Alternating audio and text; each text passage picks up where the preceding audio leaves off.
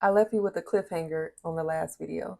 At the end of season 3, episode 3, Camille meets up with Ian. They talk about the financial issues that she's having and just try to get on board in general as co parents with this whole prenatal journey.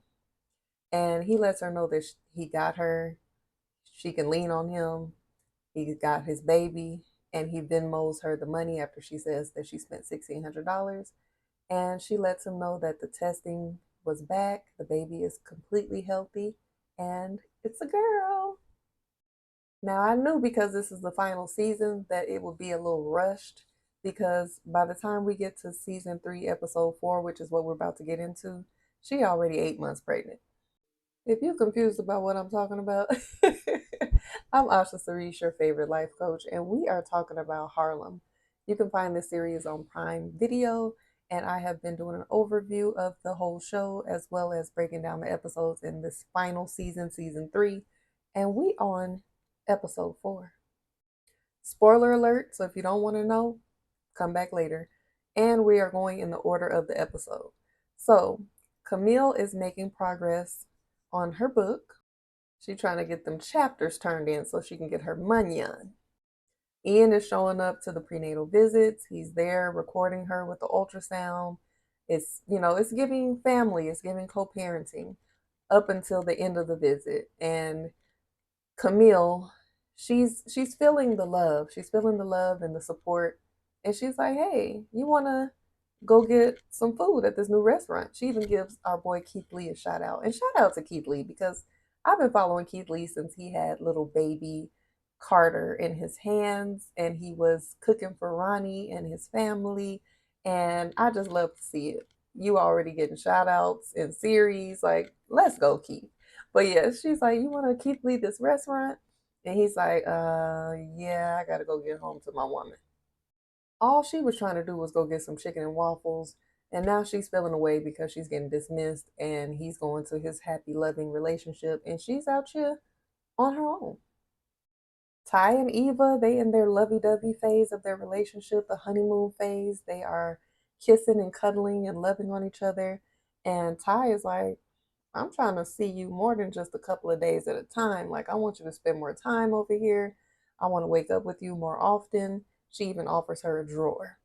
But one thing I want to point out is that Eva brings up the fact that she has been distracted from work. She's been getting behind in work.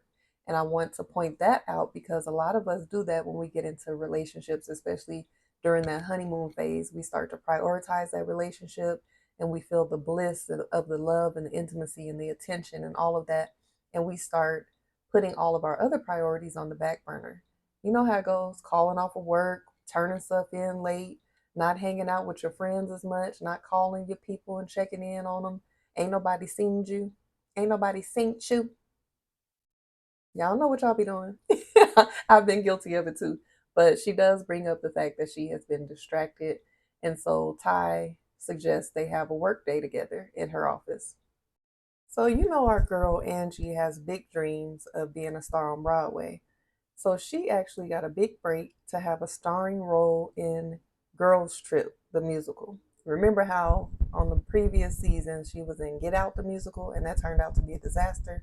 Well, Girls Trip is a starring role. She's actually playing Tiffany Haddish's character. I don't feel like looking up the name of the character, but she played that character. So she's really excited. She's doing well. She's killing it in rehearsals. And the director pulls her to the side and says, there's a reporter coming, and this may be your big break. If this reporter likes what she sees, she's coming to check us out. If she likes it, she'll possibly put an article out and we will possibly be picked up by Broadway. So this may be your big break. So she gets super excited about this. So I told y'all Quinn dropped Seth as a client, but they still booed up. So as she's kicking it with him in his beautiful penthouse, uh, he was telling her he had the opportunity to be in an ebony spread, this black love shoot. And she's like, "Oh, that's really exciting." So he's like, I don't know. I don't see the vision for it." So he was like, "If you were a part of it, like, what would you do?"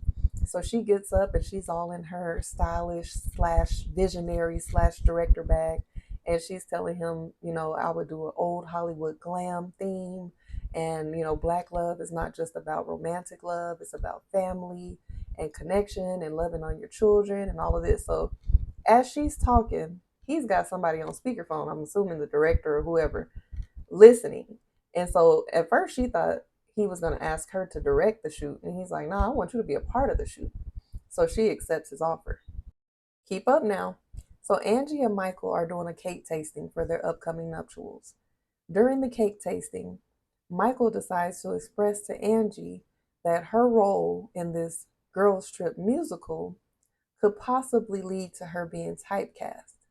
He is basically expressing his concern because he knows that this reporter is coming, and he's like, do you really want to be known as the funny, raunchy sidekick? Do you want to be put in that category? This is a big opportunity for you to be seen, but this type of role is not in the best light. And so she's like, this is a huge role for me and this is a great opportunity. And he's like, well, in the beginning of my career as a realtor, I had to turn down certain things so that, I could get to where I was, even if I thought at the moment that it would be the best thing for me to do. And now I'm like this big time realtor instead of the type of realtor you see on the park bench or the bus stop or whatever he said. So this gets into Angie's head. So much so that when she met up with her girls, she pulled Ty to the side before everybody else showed up and asked her opinion. Like, do you think that this girls trip opportunity is going to make me look silly? Like, will you tell me the truth? Because, they lied to her and told her that the Get Out musical was dope when they came to the pre-screening and it really wasn't. And so she was like, no, this is like this is a starring role. This is an awesome opportunity. And so she was like, okay. Ty asked her, like, where are you getting that from? She's like, oh, it's just in my head. She didn't tell her that it was Mike that put it in her head. Oh, and I forgot to mention at the cake tasting, Michael was like, if it's about money, you ain't got to worry about money. You about to be my wife. Here's my credit card. So while they're all together, they updating each other. Camille's talking about the shoot that she has. Ty's letting everybody know she's really fond of Eva. And Camille is expressing the fact that she misses having male attention and having that intimacy, and how, anytime she connects with a man, as soon as they find out she's pregnant, zoop, they gone. Angie points out the fact that people love pregnant because pea corn, that's one of the most popular searches. So Seth and Quinn have this black love spread for Ebony. They're in the Hollywood glam. They look like how she envisioned. They refer to each other as husband and wife, playfully but low key seriously. And it was a beautiful shoot. They even had some cheering up in there. They was playing family, and it turned out nice. Keep up, we going in order. Camille has a Lamaze class that Ian is supposed to meet her at, and it's a couples Lamaze class, of course. So the instructor comes up to her like, "Oh, ma'am, the single mom class is, not right now." And she's like, "Well, I have a partner that's coming," and she's being low key insulting, letting her know that, well, if your man ain't here in 10 minutes or your partner ain't here in 10 minutes, no judgment, but you got to go. So he never did show up and never did text her back during that time. So Ty and Eva have their little work session together in Ty's office. Ty gives Eva some feedback on what she's working on. It's all positive. And then she asks Eva to give her feedback on the presentation she's working for the P app, which stands for polyamory. So, mind you, Eva is a part of the venture capital fund that is going to be funding this P app. So when she gives her feedback, she's like, no, you're putting too much emphasis on Q, which is already her successful app. And she's like, yeah, I want to let them know that, this is a great opportunity because it's already doing well on this app. And she's like, they already know. So put your focus on the app P. So she gets very defensive, very offended, doesn't like the criticism, and Loki goes off on Eva. So Eva is like, hold up, you're not able to take healthy criticism, or healthy feedback. And how is this going to work in a relationship? Because if you're not able to accept it here, what about if something comes up with us? So basically, she got put out. stay tuned for the next segment.